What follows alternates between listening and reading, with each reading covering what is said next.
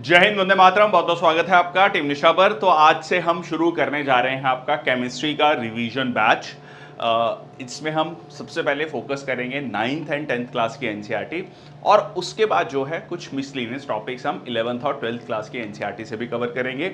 Idea ये है कि upcoming CAPF and CDS examination के लिए, and obviously also for AFCAT and NDA also, इन एग्जामिनेशंस को ध्यान में रखते हुए ये सेशंस प्लान किए गए हैं।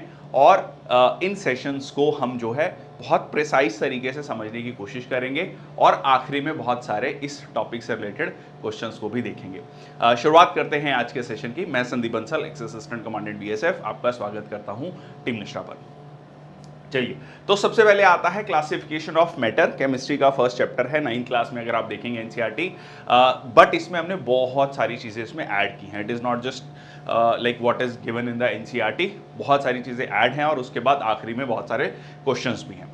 तो सबसे पहले आता है क्लासिफिकेशन ऑफ मैटर। मैटर क्या है, ठीक है, कैसे आप मैटर को डिफाइन करते हैं। तो सबसे पहले आता है एवरीथिंग इज मैटर। कोई भी पर्टिकुलर चीज जिसमें स्पेस है, ठीक है, that takes up the space, मतलब कोई जगह, जिस कहते हैं ना जगह घेरती है, उसको हम मैटर कहते हैं। सिंपल भाषा में अगर हम कहें, आपका डेस्क है, पेपर है, पेंसिल है, पेन है, ये सारी चीज़ें क्या हैं, ये आपका मैटर है। इवन जो हवा कह लीजिए आप सांस ले रहे हैं, वो भी जो है आपका मैटर है। So it occupies the space and mass. It is made up of really tiny particles, can not be seen through the eyes.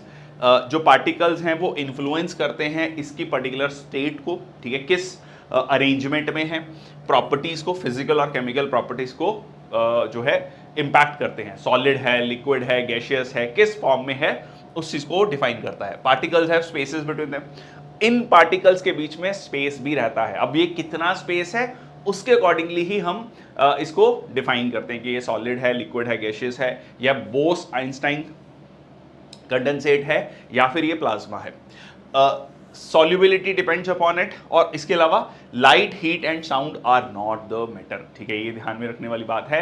Light, heat and sound ये जो है ये मैटर में काउंट नहीं किए जाते हैं। प्रॉपर्टीज की बात करें, always in motion, again depending upon the state. भाई अगर सॉलिड है तो मोशन बहुत कम है, गैस के केस में मोशन बहुत ज़्यादा है। They show continuous random movement due to the kinetic energy, again depend upon the state की काइनेटिक एनर्जी कितना होगा, ठीक है, half mv², that depends upon the velocity and the space between the molecules, between the atoms. Attract each other due to the inter particle force. अब ये भी बहुत important है कि ये जो पार्टिकल्स हैं ये एक दूसरे की तरफ अट्रैक्ट भी होते हैं, ठीक है, इसको भी देखेंगे। इंटरमॉलिक्यूलर फोर्सेस क्या है, इंट्रामॉलिक्यूलर फोर्सेस क्या है, इनको भी समझेंगे, और कैसे इंपैक्ट होता है, इसका प्रैक्टिकल एप्लीकेशन क्या है, उसको भी हम समझेंगे। चलिए, अब सबसे पहले तो ये सीधा सीधा क्वेश्चन आपका पूछा गया है, 5 स्टेट्स ऑफ मैटर। जनरली हम सॉलिड, लिक्विड, गैस की बात करते हैं, but there is another, plasma and other, Bose Einstein condensate, ठीक है जी। तो सॉलिड, लिक्विड यूजुअली जो हम देखते हैं, सुनते हैं, वो जो है आपका सॉलिड, लिक्विड, गैस है। अब सॉलिड को अगर हम बात करें, तो अगर हम जो है सॉलिड को मेल्ट कर रहे हैं तो आपका लिक्विड, ये बहुत सिंपल है। लिक्विड को अगर फर्दर हम कह लीजिए बॉईल कर रहे हैं, vaporise, so that is gas, फिर उसका आयोनाइजेशन। तो ये टर्म जो है बहुत इंपॉर्टेंट है, ठीक है, यहाँ पर मेल्टिंग वर्ड ही यूज होगा, ठीक है, वेपराइजेशन, आयोनाइजेशन। सिमिलरली ये डी आयोनाइजेशन हो गया, गैस से ये कंडेंसेशन हो गया, लिक्विड से सॉलिड में फ्रीजिंग हो गया, ठीक है जी।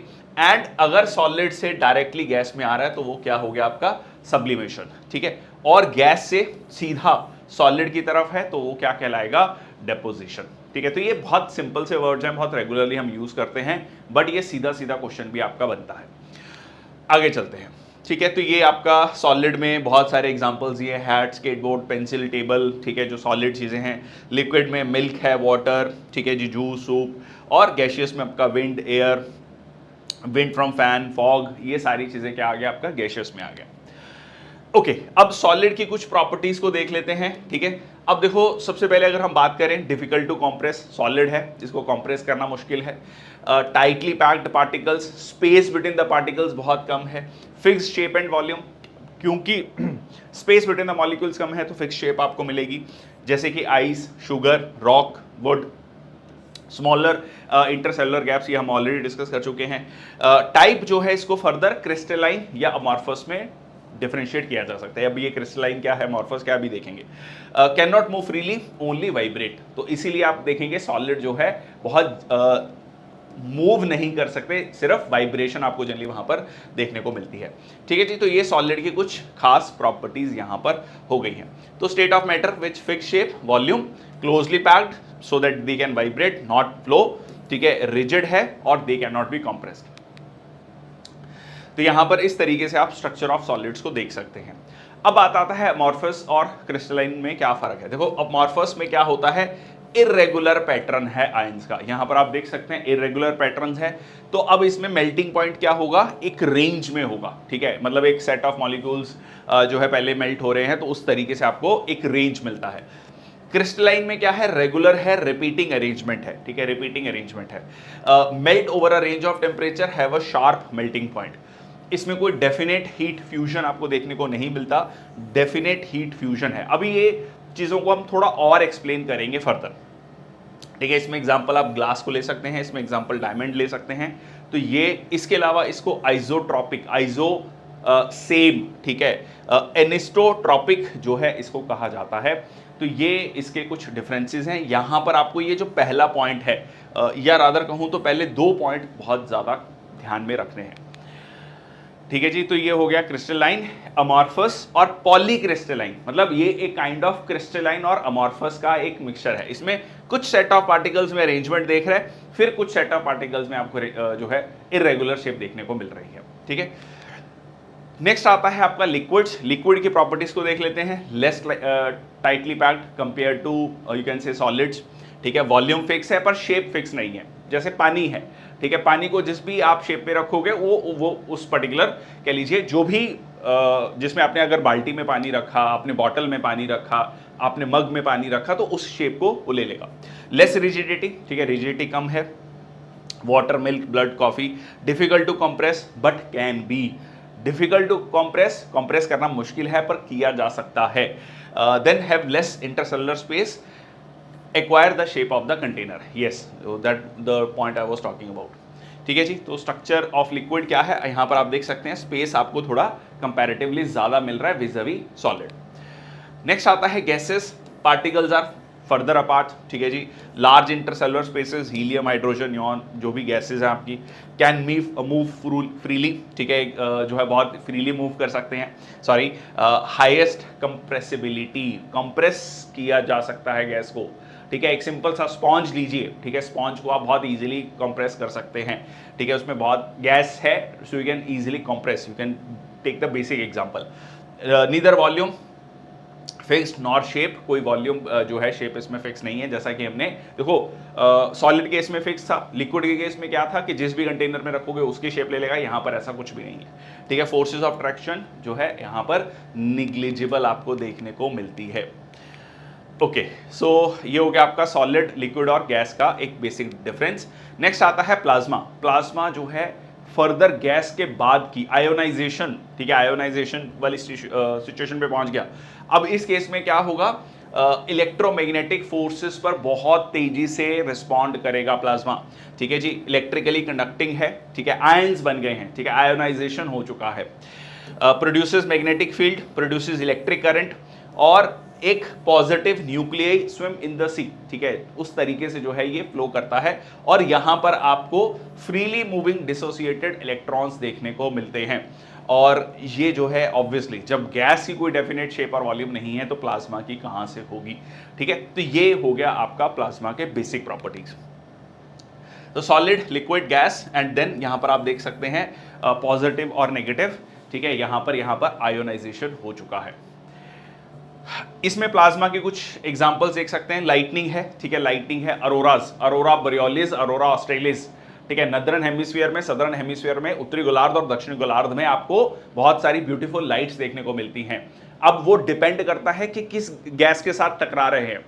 जिस गैस के साथ टकराएंगे उस गैस में कितनी एनर्जी है, ठीक है, वो एक हायर एक्साइटेड स्टेट में जाएगा। जब वो वापस आएगा तो किस तरीके की एनर्जी रिलीज कर रहा है, उसके अकॉर्डिंगली जो है वो कलर्स देगा। तो ऐसा नहीं मिलेगा कि आपको उसमें एक यूनिफॉर्म कलर देखने को मिलेगा, डिपेंडिंग अपॉन द गैस जो है आपको अलग अलग तरीके के कलर्स देखने को मिलते हैं। ठीक है, अरोरास, न्यूक्लियर फायरबॉल, सोलर विंड्स, ठीक है, ये सारी एग्जांपल्स हैं आपकी हाईली चार्ज्ड पार्टिकल्स की। तो आप गैस को जो बहुत ज्यादा हाईली चार्ज कर दोगे, बहुत ज्यादा टेम्परेचर आप दे दोगे, तो वो क्या होगा, जो प्रोटॉन्स एंड इलेक्ट्रॉन्स हैं, क्या कह लीजिए, वो आयोनाइजेशन उसका हो जाएगा, डिफरेंट आयंस जो हैं आपको फ्रीली मूव होते हुए दिखेंगे। ठीक है जी, कुछ इस तरीके की कहानी है प्लाज्मा। ठीक है, यस। नेक्स्ट है आपका Bose Einstein condensate, typically formed जब gas of boson, gas of bosons at low density, उसको कूल कर दिया जाता है बिल्कुल एब्सोल्यूट जीरो टेम्परेचर पर, दैट इज -273 डिग्री सेल्सियस, या कहें तो 0 केल्विन।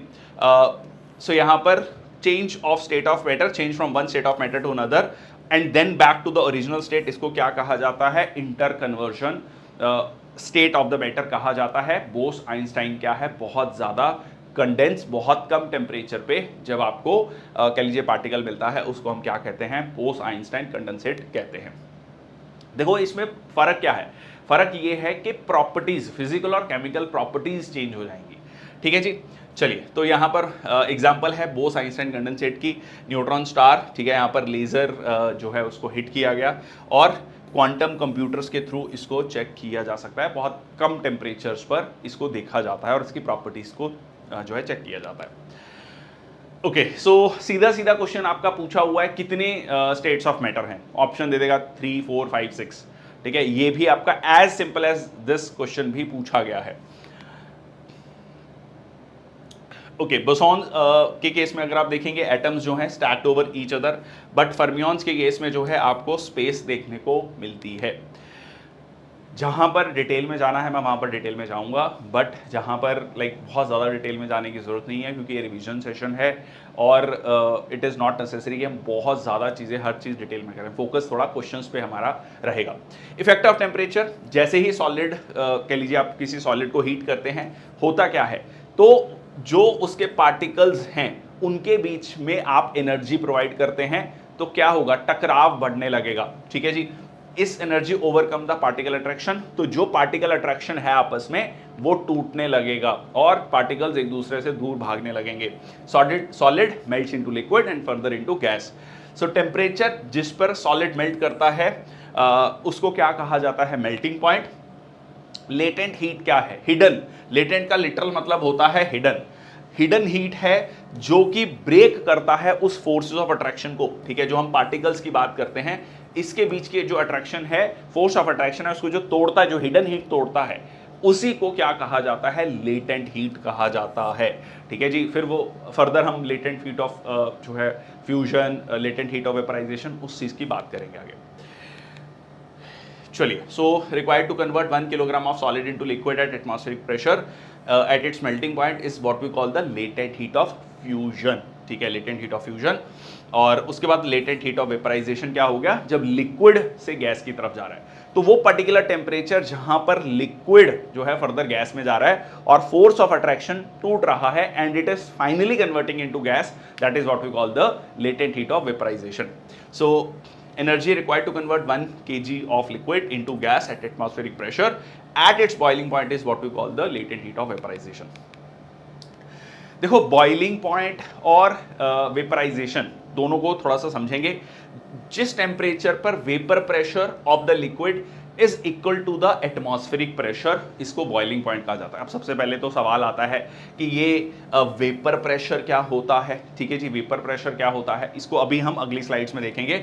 ब्रीफली आप समझो कि यहाँ की जो कह लीजिए जो पार्टिकल्स हैं, ठीक है, यहाँ पर जो पार्टिकल्स हैं उनके बीच का जो फोर्स ऑफ अट्रैक्शन है वो कम हुआ और ये जो लिक्विड है ये क्या हुआ, before the boiling point vapours में कन्वर्ट हुआ। जैसे मान लीजिए पानी है, वाटर ड्रॉपलेट्स हैं, या कह लीजिए लिक्विड है, वाटर है, वो किस में कन्वर्ट हुआ, वाटर वेपर में।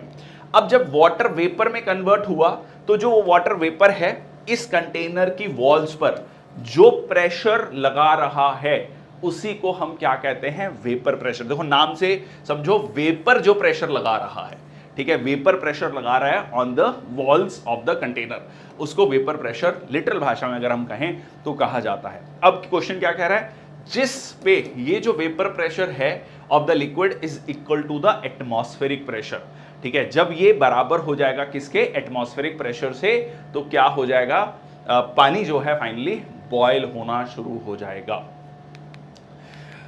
ओके, नेक्स्ट आता है sublimation, transition of solid directly into vapour phase, ठीक है जी, लाइक कैम्फर, ठीक है, यहां पर आपको सीधा सॉलिड से ये गैसियस फॉर्म में देखने को मिल रहा है।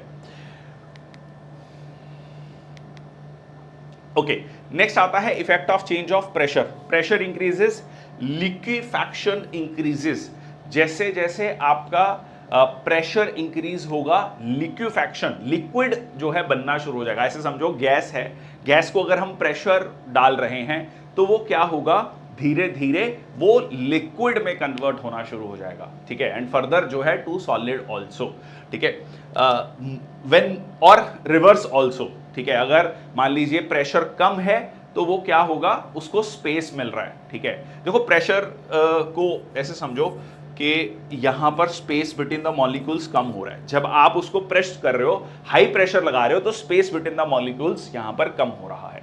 तो अब स्पेस बिटवीन द मॉलिक्यूल्स कम कब हो रहा है, जब गैस से लिक्विड, फिर लिक्विड से सॉलिड। हमने यही पढ़ा ना कि सॉलिड में स्पेस बिटवीन द मॉलिक्यूल सबसे कम होता है, फिर थोड़ा सा ज्यादा लिक्विड में है, फिर और गैस में है।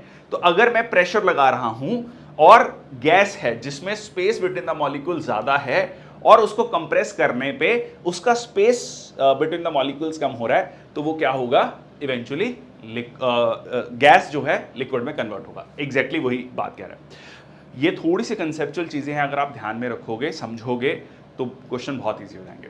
Molecules in a liquid transition spontaneously to the gas phase below its boiling point. जो मॉलिक्यूल्स हैं लिक्विड के, ठीक है, transition spontaneously to the gas phase below its boiling point, जैसे मैंने अभी आपको बताया बॉइलिंग पॉइंट अचीव नहीं हुआ है, बट जो ऐसे समझो कि कंटेनर में जो मान लीजिए पानी है, ठीक है, अब यहां पर,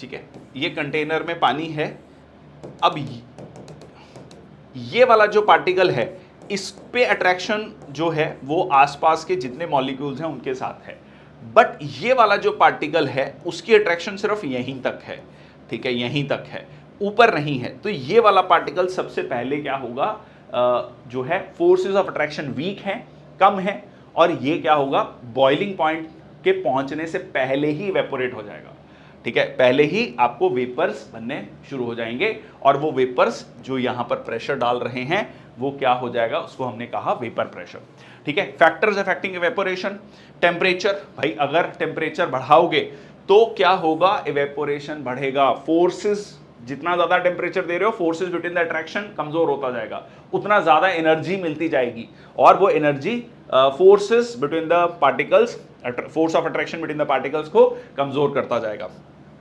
ऐसे समझो कि एक टॉवल है, ठीक है, टॉवल को अगर आप कह लीजिए पूरा का पूरा मतलब फैला के सुखाते हैं, और एक उसको बिना फैलाए हुए सुखाएंगे, तो कौन सा टॉवल पहले सूखता है, ऑब्वियसली जो फैलाया हुआ है, ठीक है। तो यहां पर कंसेप्ट क्या हो गया, इवेपोरेशन। तो इवेपोरेशन में क्या है कि जो वाटर पार्टिकल्स हैं मान लीजिए उस टॉवल में, तो वो टॉवल में जो ये वाले पार्टिकल्स हैं वो इवेपोरेट होने शुरू हो गए। अब क्योंकि गर्मी ज्यादा है, जितना ज्यादा टेम्परेचर, हम कहते हैं बहुत ज्यादा तेज गर्मी हो रही है, इमीडिएटली सूख जाएगा, बल्कि सर्दियों में ऐसा नहीं हो पाता है, हम कहते हैं कि कपड़े नहीं सूख रहे हैं, क्योंकि टेम्परेचर उतना ज्यादा नहीं है, इवेपोरेट नहीं हो पा रहा। सिमिलरली सरफेस एरिया, जो भाई मैंने एग्जांपल दिया आपको, टॉवल को जो है फोल्ड करके, आप गीला है फोल्ड करके रख दो, और एक उसको पूरा फैला के रख दो, ठीक है, तो जो फैला के रखोगे सरफेस एरिया है, उतने ही वाटर पार्टिकल्स की फोर्स ऑफ अट्रैक्शन कम हो रही है, उतने ही वाटर पार्टिकल जो हैं, ज्यादा से ज्यादा वाटर पार्टिकल्स इवेपोरेट हो जाएंगे। नेक्स्ट आता है ह्यूमिडिटी। अब ये जो वाटर पार्टिकल्स हैं ये किस में जा रहे हैं, एयर में। अब एयर में ऑलरेडी वाटर पार्टिकल्स ठीक ठाक हैं, रिलेटिव ह्यूमिडिटी ऑलरेडी 90% है फॉर एग्जांपल, ठीक है। वो कह रहा है भाई साहब मेरा भी कोटा पूरा है, एक पार्सल ऑफ एयर, ठीक है, एक यूनिट पार्सल ऑफ एयर, ठीक है, कितनी कह लीजिए वाटर वेपर होल्ड कर सकता है एक पर्टिकुलर टाइम पे, एक पर्टिकुलर टेम्परेचर पर, वो एक फिक्स है। अब उससे ज्यादा वो होल्ड नहीं कर पाएगा, ठीक है। तो यहां पर यही प्रॉब्लम है कि अगर ह्यूमिडिटी ज्यादा है so it decreases with increase in humidity, तो जो है इवेपोरेशन नहीं हो पाएगा, ठीक है। नेक्स्ट आता है विंड स्पीड। जितनी ज्यादा हवा चलेगी उतनी ज्यादा आपका इवेपोरेशन बढ़ेगा, ठीक है। उतने ज्यादा वाटर पार्टिकल्स जो क्या हैं उनको एनर्जी मिलेगी। एनर्जी जैसे ही मिलेगी, फोर्स ऑफ अट्रैक्शन कमजोर हुआ एंड दे विल इवेपोरेट, ठीक है। लॉजिकली समझना है, अगर आप इसको कह लीजिए रट्टा मारोगे तो भूल जाओगे, बट लॉजिकली सोचोगे टॉवल है, हवा चल रही है, सूख गया। क्यों सूख गया? क्योंकि उसको एनर्जी मिल रही है। जैसे एनर्जी मिली, जो force of attraction between the particles वो कमजोर हुआ, जो है वाटर, जो कह लीजिए वाटर पार्टिकल्स हैं या वाटर ड्रॉपलेट्स हैं, वो वाटर वेपर में कन्वर्ट हो गए, ठीक है जी। हाँ, ये एग्जांपल है आपका, टेम्परेचर है, चाय है, ठीक है जी। जितनी तेज मतलब कह लीजिए टेम्परेचर है, ठीक है, इवेपोरेशन, देन आपका surface area, humidity, wind speed. Next आपका कूलिंग ड्यू टू इवेपोरेशन। अब जब आप दौड़ते हैं, भागते हैं, तो पसीना आता है। क्यों आता है? और ये कहा जाता है कि जो पसीना आ रहा है वो आपकी बॉडी का एक नेचुरल मैकेनिज्म है टू कूल योर बॉडी। अब ये हो क्या रहा है, यहां पर ये समझने की कोशिश करो कि जैसे ही टेम्परेचर बढ़ा, मान लो धूप बहुत तेज हो रही है, आपकी बॉडी का टेम्परेचर बढ़ रहा है, अब उससे क्या होगा, जो बॉडी पर जो सरफेस मॉलिक्यूल्स हैं वो क्या करेंगे, वो एक्स्ट्रा हीट को एब्जॉर्ब करेंगे। जब वो एक्स्ट्रा हीट को एब्जॉर्ब करेंगे तो क्या होगा, या तो वाटर ड्रॉपलेट्स या कह लीजिए स्वेटिंग होगा, या फिर गैसेस में कन्वर्ट होना शुरू हो जाएगा, ठीक है। तो बॉडी क्या करेगी, उस एक्स्ट्रा एनर्जी को रिलीज कर रहा है, ठीक है। अब इससे नुकसान क्या होता है? ऑब्वियसली इससे ये होता है कि आपकी बॉडी से वाटर बहुत जो है, जो भी आपकी बॉडी में वाटर है, पानी है, वो ड्रेन आउट होना शुरू हो जाता है, इसीलिए आपको बहुत ज्यादा प्यास भी लगती है। तो एग्जैक्टली क्या हुआ, बॉडी का टेम्परेचर बढ़ा, जो ओवरऑल एटमॉस्फेरिक टेम्परेचर से आपकी बॉडी का टेम्परेचर बढ़ा। आपकी बॉडी जो है एक पर्टिकुलर टेम्परेचर को मेंटेन करना चाहती है, उस एक्स्ट्रा एनर्जी को रिलीज करने के लिए कह लीजिए जो सरफेस मॉलिक्यूल्स हैं उन्होंने इस एनर्जी को एब्जॉर्ब किया and they converted into like water droplet और स्वेटिंग और द गैसेस, ठीक है। इससे क्या हुआ, आपकी बॉडी की जो एक्स्ट्रा एनर्जी थी, एक्स्ट्रा टेम्परेचर था, एक्स्ट्रा एनर्जी थी, वो वहां पर रिलीज हो गई। So escape into the gas, decrease the kinetic energy of the remaining molecules. तो जो बाकी कह लीजिए मॉलिक्यूल्स हैं उनकी एनर्जी जो है वो क्या हो जाएगी, कम हो जाएगी, और आपकी बॉडी को एक कूल होने की फीलिंग आएगी। पर इसका नुकसान क्या, आपकी बॉडी में पानी का अच्छा खासा होना चाहिए। अगर आपकी बॉडी में पानी की कमी हो गई तो जो है आप like you can be drained out also, ठीक है जी। तो ये मोटा मोटा कंसेप्ट है, ठीक है। नेक्स्ट आता है इंटर मॉलिक्यूलर फोर्सेस, जो कि हम बार बार बात कर रहे हैं, forces of attraction and repulsion between interacting particles, ठीक है। दो तरीके के फोर्सेस हो सकती हैं, एक है आपका इंटरमॉलिक्यूलर फोर्सेस और एक है इंट्रामॉलिक्यूलर फोर्सेस, ठीक है। इंट्रामॉलिक्यूलर फोर्सेस जैसे HCl है, ठीक है, HCl के बीच में ये जो आपको बॉन्ड दिख रहा है, ये दैट इज इंट्रामॉलिक्यूलर फोर्सेस। अभी मैं बॉन्ड आयन इंटरचेंजेबली यूज करूंगा, अभी हम उस टेक्निकल लेवल पे नहीं जा रहे हैं, अभी हम पहले इसको इंट्रा और इंटरमॉलिक्यूलर फोर्सेस के रूप में देख रहे हैं। देन आपका आता है जो HCl और HCl है, इसके बीच का जो फोर्स है, इसको हमने क्या कहा, इंटरमॉलिक्यूलर फोर्सेस। तो वो इंट्रा क्या होता है, विद इन द ऑर्गेनाइजेशन, है ना, intranet, with in the particular कह लीजिए मॉलिक्यूल, ठीक है। और ये क्या हो गया आपका, दो HCl के बीच में जो आपको बॉन्ड दिख रहा है that is intermolecular forces. Next आपका आयोनिक, कोवलेंट, मेटालिक बॉन्ड्स, ठीक है, फोर्सेस जो है, intermolecular forces and intramolecular forces हमने देखा। नेक्स्ट एक टर्म आता है वेंडर वाल्स फोर्स, ठीक है जी। Johns van der Waals explain the gas deviation with intermolecular forces. तो बेसिकली ये भाई साहब वही बात कर रहे हैं जो अभी हमने पढ़ा इंटरमॉलिक्यूलर फोर्सेस की। इसमें उन्होंने कहा डिस्पर्जन की बात करी, डायपोल की बात करी, डायपोल इंक्लूड डायपोल की बात करी।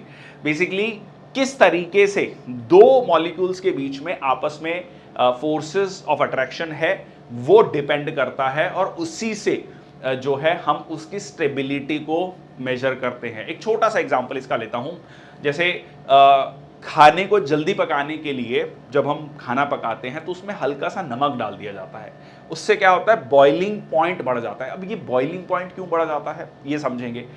यहां पर एक्चुअली ये पर्टिकुलर फोर्स का एक बहुत इंपॉर्टेंट रोल आता है, इसको हम आज ही के सेशन में थोड़ा सा इलेबोरेट करेंगे।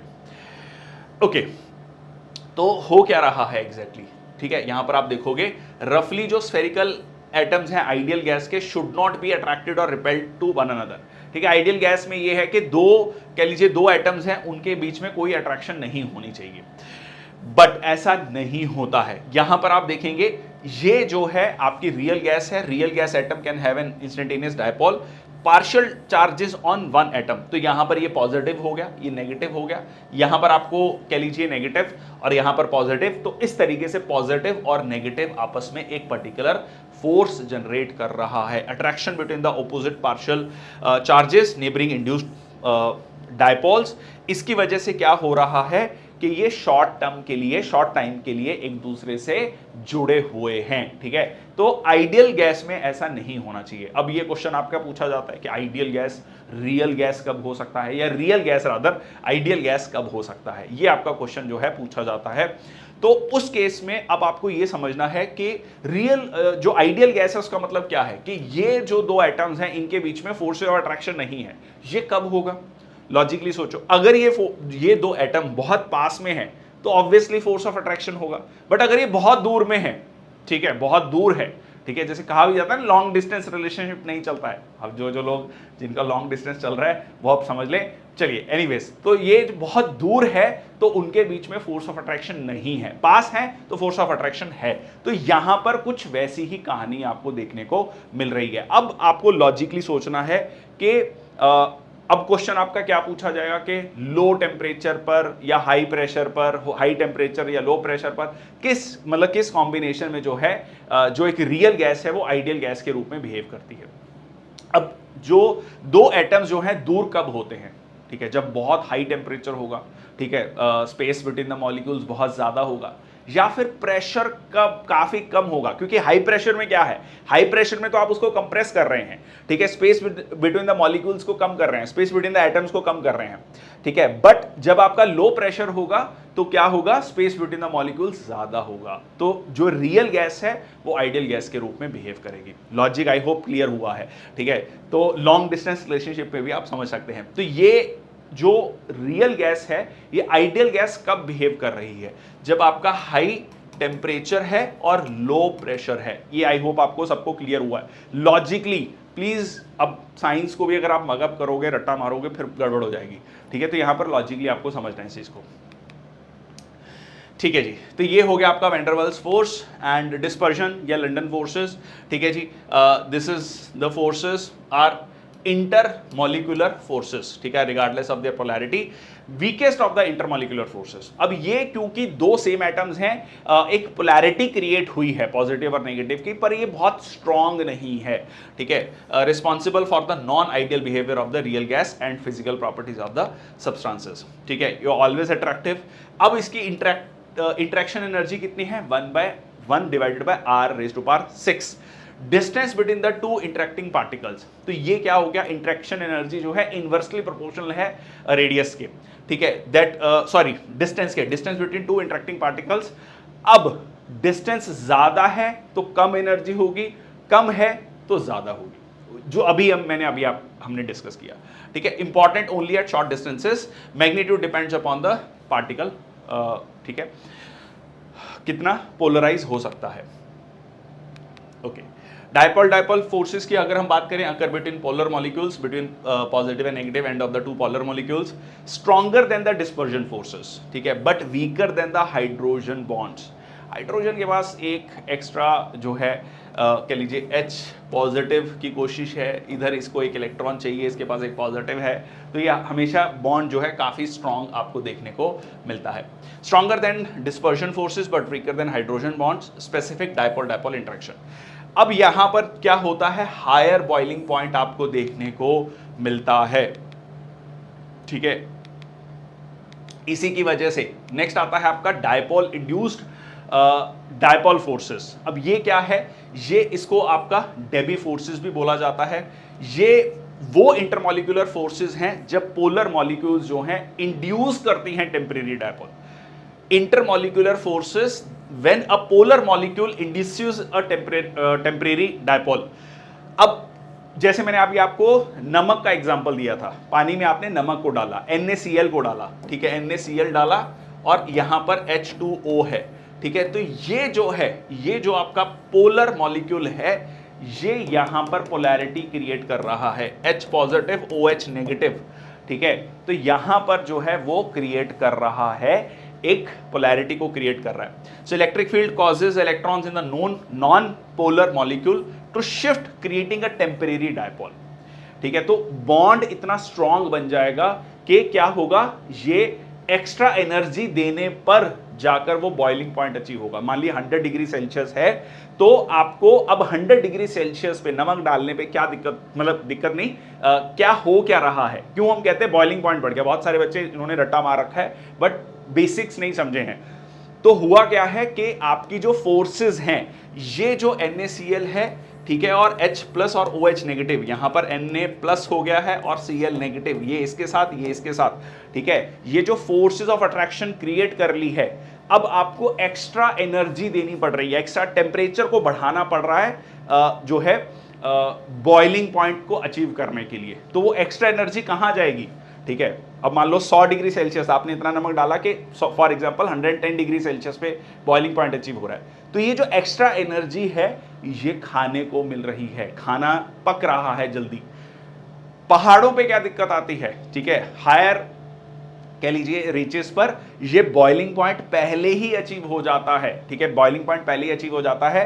तो क्या होता है कि आपको बहुत देर तक एनर्जी को देना पड़ेगा, क्योंकि वो पानी एवेपोरेट हो गया, ठीक है, पानी जल्दी एवेपोरेट हो गया। सब्जी को, जो सब्जी या जो भी खाना बना रहे हैं, उसको जो एनर्जी चाहिए थी ब्रेकडाउन होने के लिए पार्टिकल्स को, वो नहीं मिल पाई, ठीक है। तो इसीलिए अब कुकर का यूज क्यों किया जाता है, प्रेशर कुकर का, वो इसीलिए यूज किया जाता है, ठीक है। तो उससे क्या होगा, जो है आपका वेपर प्रेशर बढ़ेगा, वो जो एक्स्ट्रा कह लीजिए एनर्जी ट्रैप हो गई है, वो एनर्जी किसको मिल रही है, सब्जी को, खाने को, दाल को, जो भी है आपका, उसको पकाने में, ब्रेक डाउन करने में मदद मिल रही है। I hope this point is clear, ठीक है।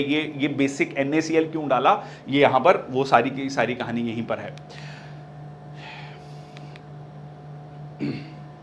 This type of forces operate between a polar molecule which has a permanent dipole and a non-polar molecule whose electron density is symmetrical. A polar molecule may sometimes polarize a non-polar molecule. ठीक है, यहाँ पर आप देख सकते हैं, ठीक है, H2O है और O ऑक्सीजन है, ठीक है, हाइड्रोजन क्लोराइड है और इधर आर्गन है। नेक्स्ट आता है आपका हाइड्रोजन बॉन्ड, ठीक है, between H atom and another electron, much stronger than the previously discussed bonds present in DNA structure, protein folding and unique properties of the water. ठीक है जी, thermal energy arises from the motion of its molecules, directly proportional है temperature of the substance, ठीक है, thermal is related, directly related to temperature.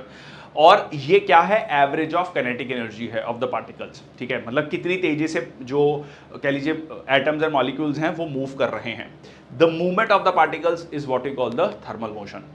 Intermolecular forces versus thermal interaction की अगर हम बात करें तो इंटरमॉलिक्यूलर फोर्सेस हैं अट्रैक्शन और रिपल्शन बिटवीन द मॉलिक्यूल्स, ठीक है। अब यहां पर जो थर्मल इंटरेक्शंस हैं are random kinetic energy exchange between the particles due to temperature.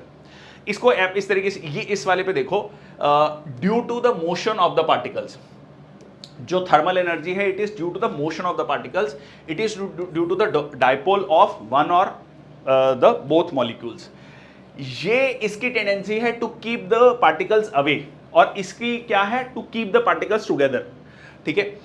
Large amount of thermal energy means matter can not exist in solid phase. Large amount of intermolecular force का मतलब क्या है कि जो कह लीजिए जो भी आपका पार्टिकल है, ठीक है, जो मैटर है वो क्या होगा, वो सॉलिड में एग्जिस्ट करेगा, ठीक है, बेसिक यहाँ पर। तो जैसे जैसे आप थर्मल एनर्जी बढ़ाएंगे तो सॉलिड से लिक्विड, लिक्विड से गैस होगा, बट जैसे जैसे आप इंटरमॉलिक्यूलर फोर्सेस बढ़ाएंगे तो वो गैस से लिक्विड, लिक्विड से सॉलिड की तरफ आएगा,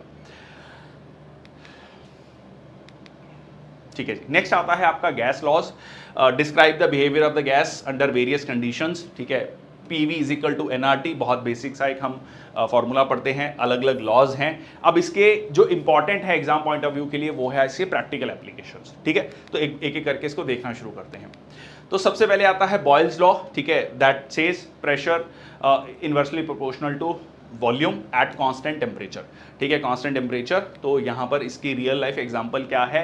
इसकी रियल लाइफ एग्जांपल ये है कि बैलून है, ठीक है, बैलून को आप क्या कर रहे हैं? स्क्वीज कर रहे हैं, तो उसका वॉल्यूम कम करने की कोशिश कर रहे हैं। जब वॉल्यूम कम करेंगे तो क्या होगा? प्रेशर बढ़ेगा, ठीक है। This increase the gas pressure inside the balloon, और ये प्रेशर जब ज्यादा हो जाएगा तो क्या हो जाएगा? बैलून फट जाएगा आपका, ठीक है। बेसिक, जो बिल्कुल बेसिक एग्जांपल है, ठीक है। सिमिलरली बॉयल्स लॉ का आप एग्जांपल देख सकते हैं, जो सिरिंज है या फिर आपका कह लीजिए साइकिल जो पंप है, ठीक है, जब आपने उसको प्रेशर डाला तो वॉल्यूम जो है कम हुआ, ठीक है। तो उससे क्या हुआ कि जो भी कह लीजिए उसमें हवा थी वो बाहर चलेगी। जैसे आपने उसको ऊपर किया तो वॉल्यूम जो है कम हुआ और बाहर से उसने एयर को सक कर लिया, ठीक है, क्योंकि यहां पर प्रेशर कम हुआ, वॉल्यूम बढ़ा, प्रेशर कम हो गया। तो high pressure to low pressure, wind moves from high pressure to low pressure, तो इसमें हवा suck, then it goes to the tyre, जो भी आप कर रहे हैं। इवन द आपने सांस ली तो अब हुआ क्या? जो ये डायफ्राम है ये नीचे की तरफ गया, ठीक है, नीचे की तरफ गया। तो अब आपने जब सांस ली तो यहां पर आपने एक high pressure to low pressure, हवा जो है, तो यहां पर एक वॉल्यूम बढ़ा तो प्रेशर कम हुआ, वॉल्यूम बढ़ा, प्रेशर कम हुआ तो यहां लो प्रेशर, ठीक है, इसको ऐसे समझो, यहां पर लो प्रेशर, यहां पर high pressure to low pressure, हवा आपकी चली गई। और जब आपने सांस छोड़ा, ठीक है, तो उसमें क्या हुआ? आपने वॉल्यूम कम किया, वॉल्यूम कम, प्रेशर ज्यादा, तो यहां पर हाई प्रेशर, यहां पर लो प्रेशर, ये high pressure to low pressure, आपकी हवा बाहर आ गई, ठीक है जी। सिमिलरली, ठीक है, एरोसोल या कोई भी आपका कैन है, ठीक है, परफ्यूम स्प्रे, ठीक है, सो उसमें भी आप क्या कर रहे हैं? You are like putting the pressure, decreasing the volume, ठीक है। So what will happen? High pressure to low pressure, ठीक है, जो भी उसके अंदर गैस है वो आपका बाहर आएगी, ठीक है जी। तो इसमें PV is equal to K, that is constant, ठीक है, क्योंकि P जो है वो क्या है आपका? Inversely proportional. तो PV is equal to K, यहां पर एक कांस्टेंट की बात कर रहा है, और फर्दर जाकर हम देखेंगे इसको, हम एक फॉर्मूला डिराइव करते हैं, PV is equal to NRT। Yes, this is also very good. अगर फिक्स्ड अमाउंट ऑफ गैस है कांस्टेंट टेम्परेचर पे, उसमें वॉल्यूम V1 है, प्रेशर P1, अंडरगोज एक्सपेंशन, तो वॉल्यूम जो है V2 होता है, प्रेशर P2 होता है, ठीक है। तो P1 डिवाइडेड बाय P2, तो बहुत सिंपल सा कंसेप्ट कि अगर प्रेशर बढ़ाओगे तो वॉल्यूम कम होगा, या वॉल्यूम बढ़ाओगे तो जो है प्रेशर कम होगा। सो इनवर्सली प्रोपोर्शनल है ये। नेक्स्ट आता है Charles law, temperature volume relationship.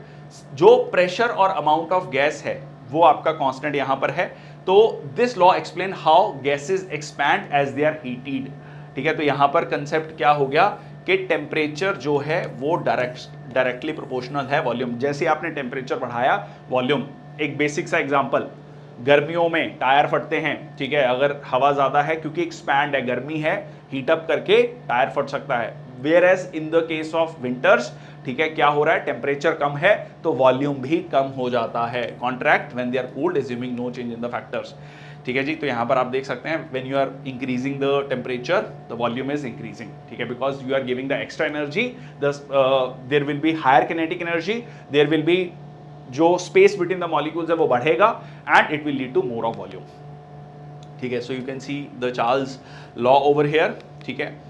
जैसे मैंने आपको एग्जांपल दिया टायर का, ठीक है, real world example of Charles law, ठीक है, during winters the average outdoor temperature decreases, और इसकी वजह से क्या होता है, आपका जो गैस पार्टिकल्स हैं वो क्लोजर आते हैं, और इसीलिए जो है this decreases the volume of the gas in the tyre also. Next आता है Gay Lussac's law, pressure temperature relationship. तो यहां पर आप देख सकते हैं pressure of the gas at constant volume, ठीक है। तो PV is equal to NRT की बात कर रहा है, ठीक है। तो प्रेशर और टेम्परेचर क्या हो गया? डायरेक्टली प्रोपोर्शनल हो गया, ठीक है। Amount is directly proportional to its absolute temperature. The pressure of the gas is directly proportional to absolute temperature. अगर आपने वॉल्यूम कांस्टेंट रखा हुआ है, as you can see over here, ठीक है, अब यहां पर आपने क्योंकि टेम्परेचर बढ़ा दिया, टेम्परेचर बढ़ाने से क्या हुआ, जो मॉलिक्यूल्स हैं वो बहुत ज्यादा एक दूसरे के साथ हिट करेंगे, एक दूसरे के साथ हिट करेंगे, it will have the more of the pressure, ठीक है, यहां पर क्या होगा, प्रेशर जो है बढ़ने लगेगा, ठीक है, यहां पर प्रेशर जो है बढ़ने लगेगा, ठीक है, so it will increase the pressure, ठीक है जी। So this relationship can be derived from the Boyle's law, Charles law, pressure versus temperature, graph, constant volume। तो ये आपका इस तरीके से स्ट्रेट लाइन यहाँ पर देखने को आपको मिलेगी।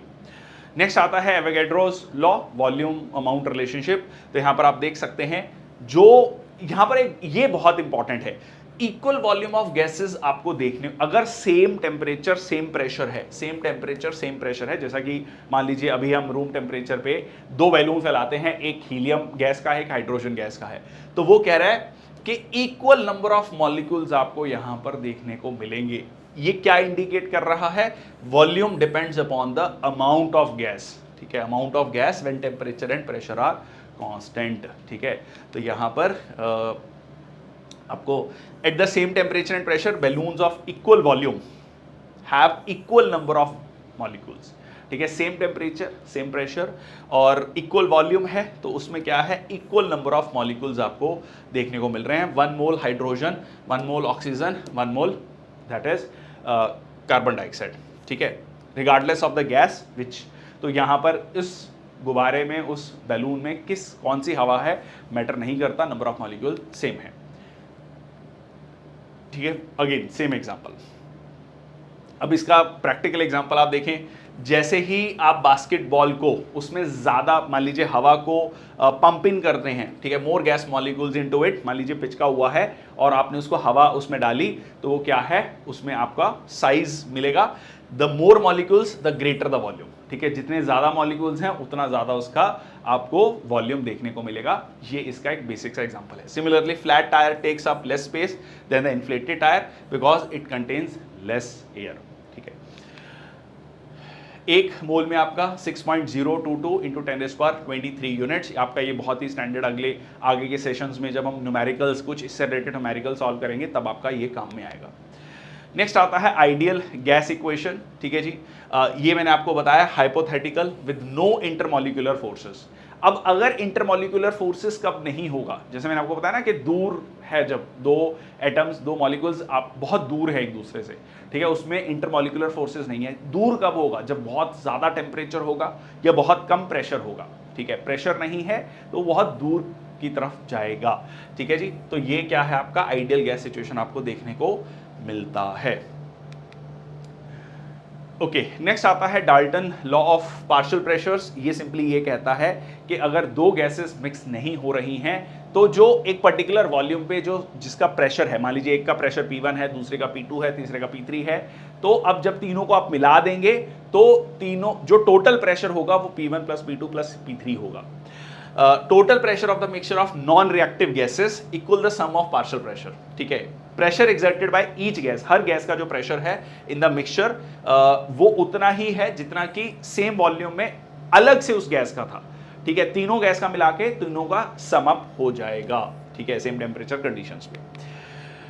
चलिए, जैसे कि एग्जांपल दे रहा है कि यहाँ पर मान लीजिए हाइड्रोजन है, हीलियम है, ठीक है, और इन दोनों को जब आपने मिक्स किया तो जो प्रेशर है आपका क्या हो गया, इन दोनों का सम हो गया। मान लो यहाँ पर एग्जांपल दे रहा है 2.9 प्लस 7.2 की, तो यहाँ 10.1 जो है एटमॉस्फेरिक प्रेशर हो गया। Okay, collection of gases over water, when a gas is collected over water provided that gas is insoluble in water, gas becomes moist, the total pressure of the moist gas, तो pressure of gas हो गया पर plus pressure of water हो गया, ठीक है। तो दोनों का ही आपको वो प्रेशर देखने को वहां पर मिलेगा, वही again Dalton law pressure. Next आता है डाइविंग एसेंट, ठीक है जी। मान लीजिए एक व्यक्ति है, ठीक है जी, डाइवर है, तो डाइविंग करके वो जब नीचे गया, ठीक है, तो अब वो क्या हो रहा है, वो ऑक्सीजन जो ले रहा है, व्हेन सराउंडिंग प्रेशर इंक्रीजेस और decreases the amount of nitrogen our body can absorb changes. अब क्या हो रहा है कि जब वो नीचे की तरफ जा रहा है तो बहुत ज्यादा नाइट्रोजन बॉडी में मिक्सअप हुई, ठीक है। अब क्या है, नीचे बहुत ज्यादा प्रेशर है, ठीक है, यहां पर सराउंडिंग में प्रेशर बहुत ज्यादा है, पानी का प्रेशर बहुत ज्यादा है, अंदर प्रेशर कम है, तो high pressure to low pressure, ठीक है। So the air is get sucked in and उसमें nitrogen, but when suddenly gets up, ठीक है, बहुत ज्यादा नाइट्रोजन था, ठीक है, बॉडी को अभी मौका नहीं मिला उस नाइट्रोजन को बाहर करने का।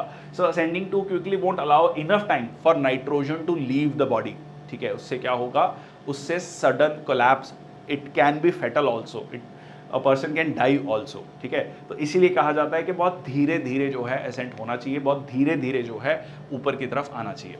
Kinetic energy of the kinetic molecular theory of gases, ठीक है जी, tiny particles in constant motion, ठीक है, इसी को हम किनेटिक एनर्जी भी कहते हैं। Partial volume negligible compare to container, ठीक है, और कोई भी अट्रैक्टिव या रिपल्सिव फोर्सेस नहीं है ड्यूरिंग द कोलिजन्स, ठीक है। तो अभी मैं आता हूं behaviour of real gases deviation from the ideal gas, ये कब होगा, ये मैंने वैसे आपको पहले ऑलरेडी मैं डिस्कस कर चुका हूं, ठीक है। ये आपका देखो रियल गैस में क्या है, अब एक्चुअली क्या है, वॉल्यूम है, ठीक है, ऐसा नहीं है कि एनर्जी लॉस है यहाँ पर, ठीक है, एनर्जी लॉस नहीं हो रहा है, इंटरमॉलिक्यूलर फोर्सेस हैं। बट आइडियल गैस में क्या है, कोई वॉल्यूम नहीं, कोई जी कोलिजन्स आर इलास्टिक और कोई इंटरेक्शन नहीं है। पार्ट इलास्टिक का मतलब टकरा के दूसरे को किसी भी तरीके से नुकसान नहीं पहुंचा रहा, टकरा के वापस अपनी शेप पे आ जा रहा है, ठीक है। So no interaction between the particles, कोई इंटरेक्शन नहीं है, ठीक है, at high temperature and low pressure, ठीक है। ये आपका एक सीधा सीधा क्वेश्चन बनता है। Some are the factors that cause real gases to deviate from the ideal gas behavior, ठीक है, obviously the forces, the intermolecular forces, van der Waals force, ठीक है, experience both attractive and repulsive forces। उसके बाद आपका molecular volume, gas molecules में एक space होता है, ठीक है, unlike the ideal gas, ठीक है, assumed to have zero volume। Similarly attractive forces, real gases are attracted to each other due to van der Waals forces, ठीक है। लो टेम्परेचर और हाई प्रेशर पे क्या होगा, वेरी हाई प्रेशर, ये मैं कहानी आपको 2-3 बार अभी सेशन में डिस्कस कर चुका हूं। चलिए अब देखो लो प्रेशर पे क्या हो रहा है, यहां पर प्रेशर ऑन द वॉल कम है, यहां पर आप देख सकते हैं हाई प्रेशर के कंडीशन में, ठीक है, the pressure on that particular molecule is huge. Compressibility factor, ठीक है, ये क्या, dimensionless measure of deviation from the ideal gas behaviour, ठीक है, कितना डेविएशन हो सकता है। So it is a ratio of real gas smaller volume to the ideal gas. Z equals 1 for an ideal gas, मतलब क्या हो रहा है कि यहां पर बिल्कुल आइडियल गैस की तरह बिहेव कर रहा है। PV is equal to nRT है, दैट मीन्स ये हम आइडियल गैस की बात कर रहे हैं। ओके, नेक्स्ट आता है आपका condensation, gas converted to liquid by lowering temperature और इंक्रीजिंग प्रेशर, ठीक है। तो गैस को लिक्विड में कैसे कन्वर्ट कर सकते हो, गैस मतलब बहुत ज़्यादा टेम्परेचर, उसको ठंडा कर दो, कम टेम्परेचर को कम कर दो या प्रेशर को बढ़ा दो, ठीक है, गैस को प्रेशराइज कर दो, स्पेस बिटवीन द मॉलिक्यूल कम हो जाएगा, वो गैस में कन्वर्ट हो जाएगा, ठीक है जी। चलिए तो अब आता है इसमें कंसेप्ट आपका liquid carbon dioxide, first appears at 73, example दे रहा है। क्रिटिकल टेम्परेचर, ठीक है, critical temperature of carbon dioxide is this, ठीक है। और अब क्रिटिकल टेम्परेचर क्या होगा आपका, carbon dioxide exist as a gas एक पर्टिकुलर से, उसके बाद वो गैस में है, ठीक है, उसके नीचे वो लिक्विड में है। Similarly critical volume is a volume of 1 mole of gas at critical temperature. Temperature critical pressure के बारे में यहां पर डिस्कस कर रहा है। नेक्स्ट आता है आपका vapour pressure, gas to liquid by cooling और प्रेशराइजिंग, ठीक है जी। अगेन द सेम एग्जांपल, यहाँ पर वेपर प्रेशर की मैंने आपको पहले भी कंसेप्ट समझाया, ठीक है। वेपर प्रेशर क्या है, वेपर प्रेशर है जब आपका ये वाला जो यहाँ पर जो फोर्सेस ऑफ अट्रैक्शन कम है और वो इवेपोरेट हो गया, तो ये जो कह लीजिए मान लो पानी है तो वाटर वेपर है, तो वाटर वेपर जो यहाँ पर आपको मिल रहा है ये क्या कर रहा है, फोर्स एक्सर्ट कर रहा है यहाँ पर, ठीक है, फोर्स एक्सर्ट कर रहा है, और यही क्या कहलाता है, वेपर प्रेशर कहलाता है। Molecules in the vapour phase collide with walls and cause pressure, this is what we call the vapour pressure.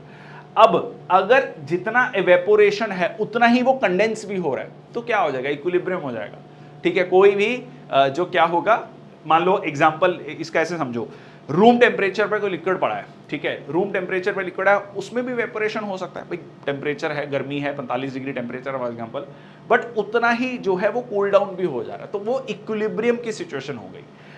Change in temperature, जैसे ही टेम्परेचर और बढ़ाया तो वो एवेपोरेशन ज्यादा हो जाएगा, ठीक है, कंडेंसेशन से एवेपोरेशन ज्यादा हो जाएगा, क्या हो जाएगा, वेपर्स बनने शुरू हो जाएंगे, भाप बननी, या कह लीजिए वाटर वेपर्स बनने शुरू हो जाएंगे। और ज्यादा टेम्परेचर दोगे पर्टिकुलर पॉइंट पर जाकर क्या होगा, जब वेपर प्रेशर एटमॉस्फेरिक प्रेशर के बराबर हो जाएगा तो बॉयल होना शुरू हो जाएगा, ठीक है। So at which a liquid changes into a vapour, so the vapour pressure liquid is the same as a outside the liquid, ठीक है, जो भी लिक्विड के बाहर का प्रेशर है या एटमॉस्फेरिक प्रेशर है उसके बराबर हुआ तो वो बॉयल होना शुरू हो गया। ओके, बॉइलिंग पॉइंट में टेम्परेचर बढ़ रहा है, काइनेटिक एनर्जी बढ़ रही है, इंटरमॉलिक्यूलर फोर्सेस कम हो रही हैं, वेपर प्रेशर बढ़ रहा है, ठीक है, बहुत सिंपल सा लॉजिक है। नमक वाला एग्जांपल मैं ऑलरेडी आपको दे चुका हूं, ठीक है। So sodium ions align with oxygen, chloride with hydrogen side, and ion dipole interaction stronger than the water hydrogen bonding, ज्यादा एनर्जी चाहिए टू वेपराइज वाटर, ठीक है, पानी को वेपराइज करने के लिए, तो एनर्जी ज्यादा टाइम तक रिटेन रखेगा, इसलिए खाना जल्दी पक जाता है, ठीक है, कम हीट में भी खाना पक जाएगा। हाइट पे क्या हो रहा है, ठीक है, जैसे जैसे आप ऊपर की तरफ जा रहे हैं वहां पर आपका बॉइलिंग पॉइंट पहले ही अचीव हो जा रहा है, ठीक है, इसीलिए लंबे समय तक जो है हीटिंग करनी पड़ती है, खाना पकाना पड़ता है, ठीक है जी। नेक्स्ट एक छोटा सा कंसेप्ट आता है सरफेस टेंशन का। Liquid surface behaves like the stretched elastic, ये अपने आप में जो वाटर पार्टिकल्स है उनकी कोहेसिव फोर्स को बताता है बिटवीन द लिक्विड मॉलिक्यूल्स। अब इसकी स्ट्रेंथ किस पे डिपेंड करती है, इंटरमॉलिक्यूलर फोर्सेस पर डिपेंड करती है। एक एग्जांपल ले लो, जैसे शहद है, ठीक है, और एक पानी है, ठीक है, शहद में हम क्या कहते हैं कि जो है ज्यादा गाढ़ा है, ठीक है, विस्कोसिटी ज्यादा है, पानी में विस्कोसिटी कम है। Stronger forces, for example, water hydrogen bonding, higher tension, generally increases with the higher temperature. Sorry, generally decreases. Obviously, जब टेम्परेचर बढ़ाओगे, इंटरमॉलिक्यूलर फोर्सेस कम होगा, तो आपको सरफेस टेंशन कम देखने को मिलेगा। एग्जाम्पल है, मान लीजिए इंसेक्ट है, ये मूव कर रहा है पानी पे, तो क्यों कर रहा है, क्योंकि यहाँ पर जो फोर्स है, जो फोर्स वो लगा रहा है वो कम है, ठीक है, देन द इंटरमॉलिक्यूलर फोर्स, तो इसलिए पानी आपको वो पानी पे चल रहा है, ठीक है। सिमिलरली फ्लोटिंग नीडल है, या फिर जो ये वाटर ड्रॉपलेट इस तरीके से बन रहे हैं, क्यों, क्योंकि यहां पर स्ट्रॉन्ग इंटरमॉलिक्यूलर फोर्स है। Surface is responsible due to shape of liquid, easily deformed droplets of water can be pulled into a spherical shape, वो एक मिनिमम शेप लेगा ताकि देखो अब वो शेप इस तरीके से लेगा ताकि उसका मिनिमम सरफेस एरिया हो, into a shape by the cohesive forces of the surface layer.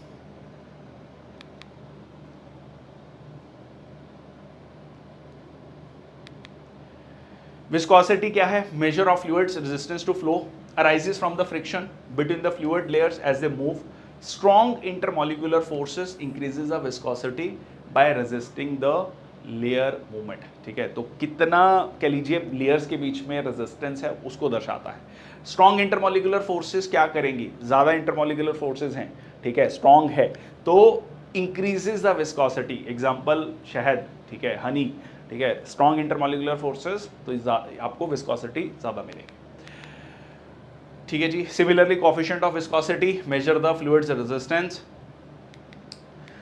Next आपका आता है laminar flow, smooth parallel movements of fluid layers, smooth parallel layers, ठीक है, जैसे एग्जांपल देखो, कभी कभी आपको पानी बिल्कुल इस तरीके से मिलता है, ठीक है, पानी जो है बिल्कुल इस तरीके से मिलता है, कभी पानी जो है इस तरीके से मिलता है, या फिर इसमें प्रैक्टिकल एग्जांपल देखो, यहाँ पर पानी बिल्कुल सीधा आ रहा है पर यहाँ पर बहुत ज़्यादा टर्बुलेंस है, तो इसको बोलते हैं लैमिनार फ्लो, ठीक है, इसको क्या बोलते हैं, लैमिनार फ्लो। तो जो लेयर्स हैं उनके बीच में कोई भी आपस में फोर्सेस नहीं है, smooth parallel movement of layers, little or no mixing between the adjacent layer, particles follow orderly path with minimum turbulence, तो वो क्या हो गया, लैमिनार फ्लो। बट जब उनके बीच में फोर्सेस हैं तो वो क्या हो जाएगा, टर्बुलेंट फ्लो हो जाएगा, ठीक है, टर्बुलेंट फ्लो हो जाएगा। ओके चलो, तो ये हो गया आपका आज के थ्योरी वाला पार्ट, ठीक है, मैंने कोशिश करी जितना हम इसको कंसाइज टू द पॉइंट कर सकें उतना करें, ठीक है। क्वेश्चंस को देख लेते हैं। प्रीवियस ईयर क्वेश्चंस हैं, कुछ मॉक क्वेश्चंस भी हैं, कुछ प्रीवियस ईयर क्वेश्चंस हैं। शुरू में प्रीवियस ईयर क्वेश्चंस हैं, फिर मॉक क्वेश्चंस को देखेंगे। Which of the following are the most favourable conditions for liquefying a gas. अब गैस को लिक्विड में कन्वर्ट करना है, क्या करना पड़ेगा आप सोचो। स्पेस बिटवीन द मॉलिक्यूल्स बहुत ज्यादा है, ऑप्शंस को छोड़ दो, ठीक है। स्पेस बिटवीन द मॉलिक्यूल ज्यादा है, स्पेस बिटवीन द मॉलिक्यूल्स को कम करना है, तो सबसे पहले तो टेम्परेचर को कम कर दीजिए, ठीक है, लो टेम्परेचर, ठीक है जी। अब प्रेशर हाई होना चाहिए, लो होना चाहिए, ठीक है। अगर आप हाई प्रेशर करोगे तो स्पेस बिटवीन द मॉलिक्यूल्स क्या होगा, ठीक है, स्पेस बिटवीन द मॉलिक्यूल्स कम होगा, तो यही तो चाहिए था, ठीक है, तभी तो लिक्विड बनेगा। अगर स्पेस बिटवीन द मॉलिक्यूल क्या होगा, वो और ज्यादा जो है वो तो कभी भी लिक्विड फॉर्म में आ ही नहीं पाएगा। लिक्विड का तो मतलब ये है कि स्पेस बिटवीन मॉलिक्यूल कम हो, तो हाई प्रेशर से होगा। तो आंसर क्या हो गया आपका, हाई प्रेशर लो टेम्परेचर। 2019 का क्वेश्चन है, अभी बिल्कुल रिसेंट, बहुत सिंपल क्वेश्चन, बेसिक अगर आपको क्लियर है सॉलिड लिक्विड गैस क्या है, पेपर में कंफ्यूज नहीं करोगे, ठीक है। चलो नेक्स्ट है आपका, latent heat corresponds to the change in the heat at constant. जो वाटर से वाटर वेपर बना, आइस से वाटर बना, क्या है लेटेंट, किस, एट कांस्टेंट टेम्परेचर ओनली, कोई volume pressure, temperature volume pressure की बात नहीं कर रहे हैं। उस टेम्परेचर पे जो हिडन हीट थी, लेटेंट का मतलब हिडन हीट, जो उसको उस इंटर मॉलिक्यूलर फोर्सेस को तोड़ दे रहा है, और उससे क्या हुआ, वाटर जो है वाटर वेपर में कन्वर्ट हो गया, एग्जाम्पल, ठीक है। तो ये क्या हो गया आपका, latent heat of vaporisation for example. तो टेम्परेचर की बात है, 100 डिग्री सेल्सियस पे ही है सारी कहानी, ठीक है जी। चलो, scuba diverse are at risk due to high concentration of dissolved gases while breathing air at high pressure under water. The tanks used by scuba divers are filled with, अब nitrogen तो नहीं होगा, ठीक है, नाइट्रोजन अगर हो गया उसमें तो अभी हमने देखा क्या दिक्कत आ सकती है। तो क्या चीज होगी जो जो ब्लड में मिक्स नहीं हो रही है, ठीक है, ब्लड में मिक्स नहीं हो रही है। So air diluted with helium, oxygen, nitrogen, so scuba divers are filled with mixture of nitrogen and helium. तो जो है आंसर क्या हो गया आपका, एयर डाइल्यूटेड, ठीक है, ये आपका हीलियम के साथ, क्योंकि हीलियम जो है आपकी बॉडी में मिक्स नहीं हो रहा है। Filled with this because unlike nitrogen helium is not soluble in blood even under high pressure, ठीक है, हाई प्रेशर पे जो है वो सॉल्युबल नहीं होगा, और उससे क्या होगा, मतलब आपकी बॉडी में नुकसान नहीं होगा। जिसमें हमने क्या देखा था, नाइट्रोजन अगर मिक्स हो गया, ऊपर आ गए आप, नाइट्रोजन बाहर बॉडी में ब्लड में अभी भी मिक्स है, ठीक है, that can be fatal also, ठीक है, बट हीलियम के साथ ये प्रॉब्लम नहीं है, ठीक है। तो हीलियम जो है एयर को लिया जाता है diluted with helium. Close bottle containing water at room temperature taken to the moon and then the lid is open. बहुत अच्छा क्वेश्चन है, कंसेप्चुअल क्वेश्चन है, सीडीएस का क्वेश्चन है। एक क्लोज बॉटल लेके गए पानी की एट रूम टेम्परेचर, मून पर लेके गए, वहां पर आपने लिड को ओपन किया, तो क्या होगा पानी के साथ, पानी फ्रीज हो जाएगा, पानी बॉयल करना शुरू कर देगा, decompose into oxygen and hydrogen, कुछ नहीं होगा, बराबर, मतलब वैसे ही रहेगा, पानी जैसे था वैसा का वैसा रहेगा। अब देखो सबसे इंपॉर्टेंट चीज, जब हम मून की बात करते हैं तो मून में क्या हो रहा है, ठीक है, मून में क्या हो रहा है कि आपका सबसे इंपॉर्टेंट चीज कि वहां पर प्रेशर कम है, ठीक है, प्रेशर कम है। अभी हमने क्या देखा, अगर प्रेशर कम होगा तो स्पेस बिटवीन द मॉलिक्यूल्स बढ़ गया, ठीक है, प्रेशर ज्यादा मतलब आप ऐसे समझो कि जब भी आप प्रेशर ज्यादा लगाना है तो आप स्पेस बिटवीन द मॉलिक्यूल्स को कम कर रहे हो, लिक्विफाई कर रहे हो, और जब बढ़ रहा है तो क्या हो जाएगा, फेस चेंज होगा। फेस कैसे चेंज होगा, लिक्विड से गैस की तरफ जाएगा, लिक्विड से गैस की तरफ, क्योंकि स्पेस बिटवीन द मॉलिक्यूल्स बढ़ गया। अब लिक्विड लेके गए, स्पेस बढ़ रहा है, फ्रीज नहीं होगा, नॉट चेंज एट ऑल, ये भी ऐसा नहीं होगा क्योंकि प्रेशर कम है, डिकम्पोज इनटू ऑक्सीजन हाइड्रोजन, ऐसा कुछ नहीं है। It will start boiling, it will start boiling, क्योंकि प्रेशर कम है, ठीक है। In the low pressure environment of the moon the water would, space between the molecules बढ़ गया, हाई प्रेशर होता तो फ्रीज हो जाता, ठीक है, rapid decrease in pressure causing it to boil at lower temperature, exactly what happens at the hilly areas में क्या था, लो प्रेशर है, ठीक है। जैसे जैसे अब ऊपर जा रहे हैं प्रेशर कम है, तो पहले ही बॉइलिंग पॉइंट अचीव हो जाता है, जो हमने अभी डिस्कस किया कि खाना बनाने में ज़्यादा समय लगता है, इसीलिए क्योंकि प्रेशर कम है वहाँ पर, ठीक है। Then at room temperature therefore when the lid is open वो बॉईल करना शुरू हो जाएगा। क्लियर? ओके। अब ये वाला क्वेश्चन थोड़ा सा फैक्चुअल, थोड़ा नहीं पूरा ही फैक्चुअल है, ठीक है।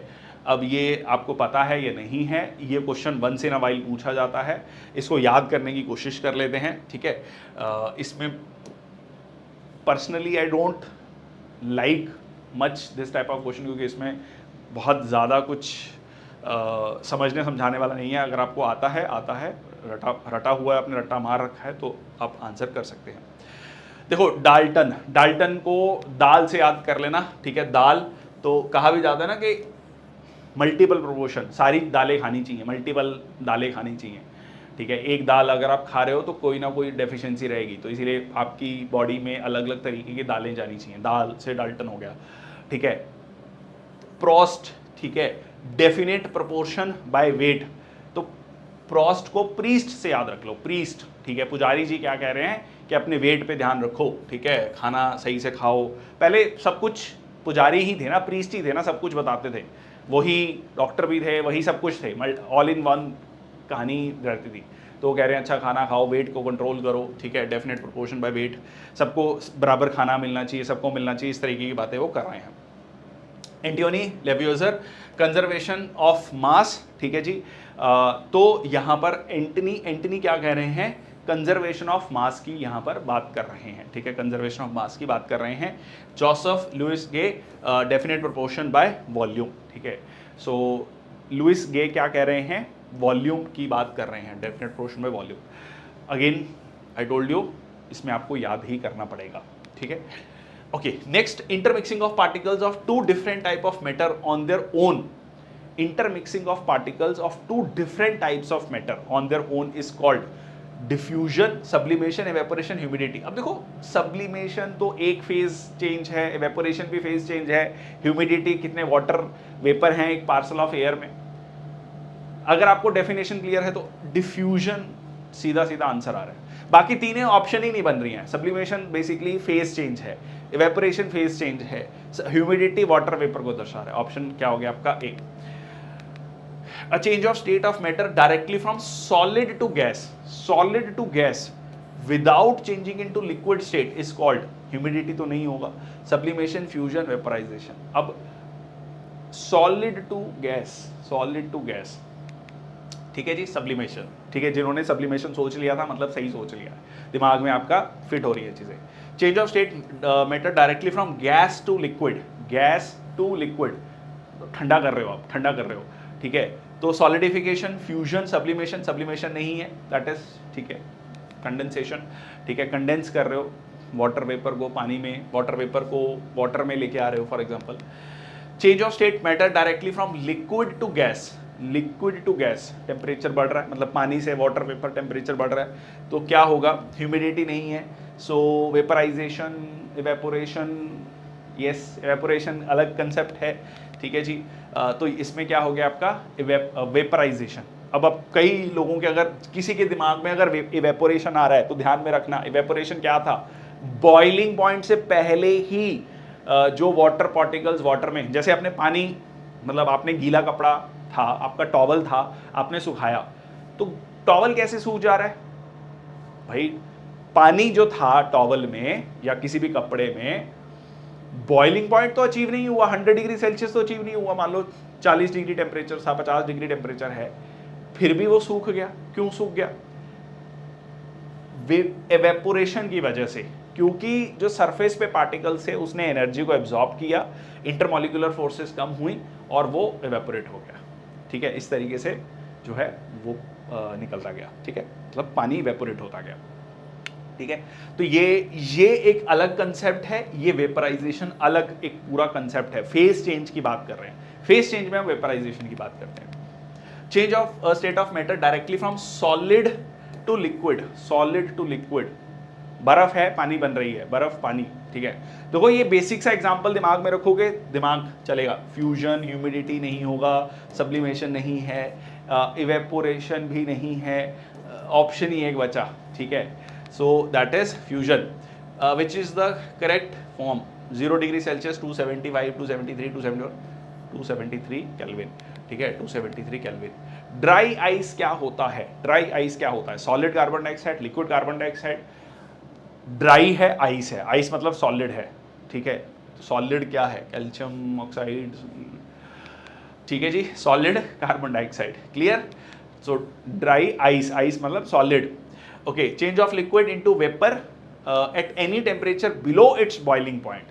बॉइलिंग पॉइंट से नीचे लिक्विड जो है वेपर में कन्वर्ट हो गया, ये हो गया आपका इवेपोरेशन, ठीक है, ये हो गया आपका इवेपोरेशन।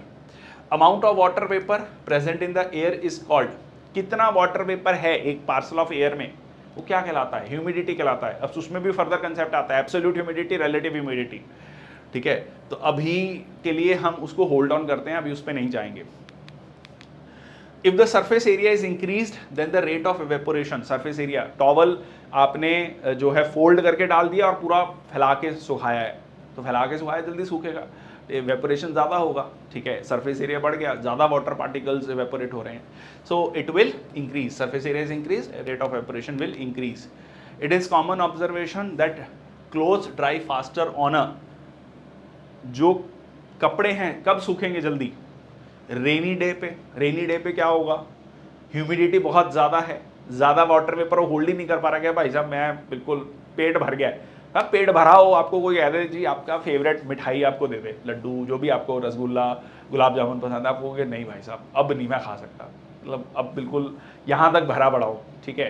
तो वैसी कहानी है। रेनी डे पे ह्यूमिडिटी पहले ही हो गया, वाटर वेपर मेरे पास बहुत है और नहीं आ सकता, ठीक है, कहानी खत्म, ठीक है। विंडी डे, क्लाउडी डे के समय पर भी बहुत ज़्यादा ह्यूमिडिटी ज़्यादा, कंपैरेटिवली ज़्यादा है। फॉगी डे ऑलरेडी, तो विंडी डे, हवा चल रही है, बहुत बहुत हवा चल रही है, तो क्या होगा, ठीक है, आपका इवेपोरेशन बढ़ेगा। Forces of attraction between particles are maximum in. Forces of attraction particles के बीच में मैक्सिमम कब होगा? Water, ice, water vapour, neither maximum nor minimum but equal, ठीक है जी। अब आप देखो मैक्सिमम कब है forces of attraction? Solid state में सबसे ज्यादा है, क्योंकि स्पेस बिटवीन द मॉलिक्यूल्स कम है। गैस में सबसे कम होता है। तो इनमें से सॉलिड क्या है? Water, ice, water vapour, solid, ice, ठीक है। तो आंसर क्या हो गया आपका? Ice. Logical. Okay, some water vapour changes into liquid state then its particles.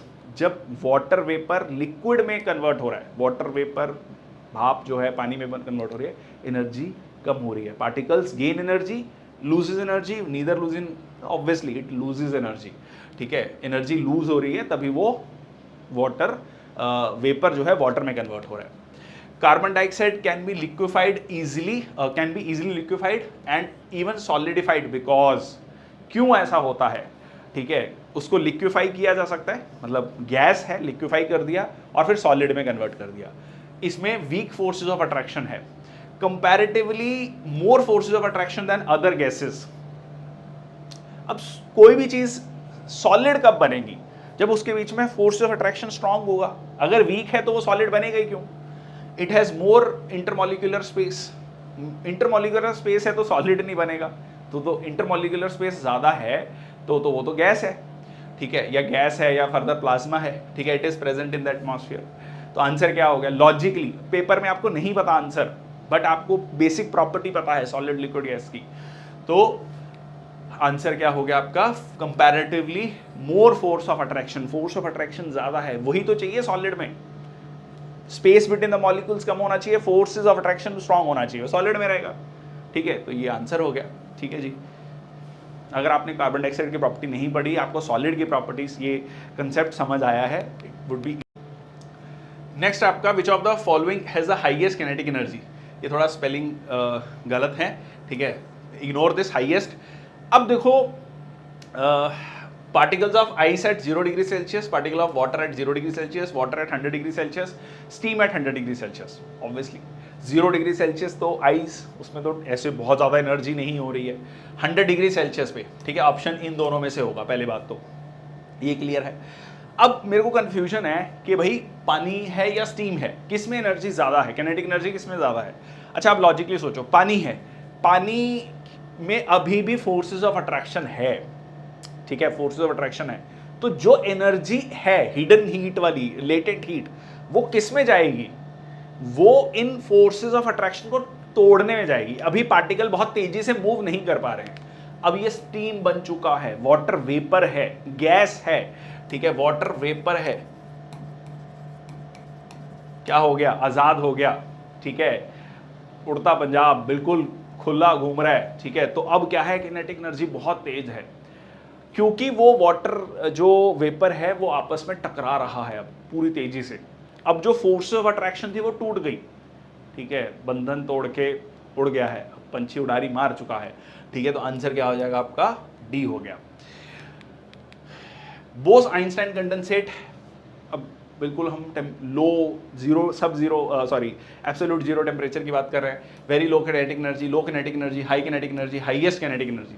Highest kinetic energy तो प्लाज्मा वाले स्टेज में चला गया ना, तो क्या होगा? वेरी लो किनेटिक एनर्जी, ठीक है जी। Which of the following incorrect about plasma? Incorrect about plasma, okay, गलत स्टेटमेंट। बाकी मतलब 3 स्टेटमेंट सही है, एक गलत है। Fluorescent tube and neon sign bulbs consist of plasma, ठीक है, ठीक है, high energy particles. Gas gets ionized when electrical energy flows through it, ठीक। जहां पे डाउट लग रहा है हम उसको अभी होल्ड कर लेते हैं, अगली स्टेटमेंट पढ़ लेते हैं, ठीक है। It consist of super energetic and super excited particles. The plasma glows with color which does not depend upon the nature of the gas. ये गड़बड़ हो गया। अरोरा बोरियोलिस, अरोरा ऑस्ट्रेलिस किस तरीके की गैस है, उस पर जो है आपका जब रिएक्ट करता है, जैसे सोलर फ्लेयर्स आते हैं, ठीक है, जो एक्स्ट्रा एनर्जी आती है सन से, वो रिएक्ट करती है, प्लाज्मास हैं, और वो आपको जो अलग अलग कलर की लाइट्स दिखती हैं, ठीक है, नॉर्थ पोल और साउथ पोल के पास में। तो obviously it depends upon the nature of the gas, it very much depends upon the nature of the gas, ठीक है। उसके अकॉर्डिंगली एनर्जी रिलीज होगी, उसके अकॉर्डिंगली आपको कलर दिखाई देगा। तो ये आपका आंसर, ये वाला स्टेटमेंट गलत है, मतलब ये गलत है, ये तीनों स्टेटमेंट आपकी सही है, लॉजिकली भी बैठ रहा है। Okay, which of the following does not affect the rate of evaporation? Wind speed, जितनी हवा तेज चलेगी, टॉवल को इमेजिन कर लेना, टॉवल या कपड़े अपने घर के बाहर सूखे हुए हैं तो वो इमेजिन कर लेना, हवा चल रही है तेज, बहुत जल्दी सूख जाएंगे। सरफेस एरिया, फैला के कपड़े सुखाए जाते हैं ना, कभी भी ऐसा नहीं है फोल्ड करके रख दिए जाते। टेम्परेचर, ठीक है जी, टेम्परेचर ज़्यादा है तो जल्दी इवेपोरेशन हो जाएगा, ठीक है, ज़्यादा गर्मी है, ठंड में कपड़े नहीं सूखते हैं। इनसॉल्युबल हैवी इम्प्योरिटीज, तो हैवी मतलब कुछ भी है, ठीक है, कुछ भी ऐसा नहीं है, ठीक है। तो आंसर क्या हो गया आपका? डी हो गया। इनसॉल्युबल हैवी इम्प्योरिटीज ऐसा कुछ भी इससे लेना देना नहीं है, ठीक है जी। तो ये था आज का session. I hope you like the lecture, that's all from my side. The idea here is to cover the chemistry, physics and bio basics. इसमें हम प्रीवियस ईयर क्वेश्चंस को भी कवर करें, कुछ मॉक क्वेश्चंस को भी कवर करें, और आइडिया ये है कि आपको जो है कंसेप्चुअल क्लैरिटी पे फोकस करना है, ठीक है। आज मैंने बार बार बहुत सारे फैक्ट्स थे, बहुत ज़्यादा जो डिटेल्ड फैक्ट्स हैं वो मैंने, जो एग्ज़ाम ओरिएंटेड नहीं है उनको छोड़ा है, और जो एग्ज़ाम ओरिएंटेड चीज़ें हैं, बेसिक चीज़ें हैं, उनको हमने समझा है, ठीक है। इसी तरीके से हम आगे के सेशंस करने वाले हैं। That's all from my side, thank you so much. If any suggestions from your side, please do let me know in the comment section box, and if you are liking the session, please do share also with the fellow students. The idea is to reach to the far flung areas of this country. That's all. Thank you so much. Jai Hind, Vande Mataram.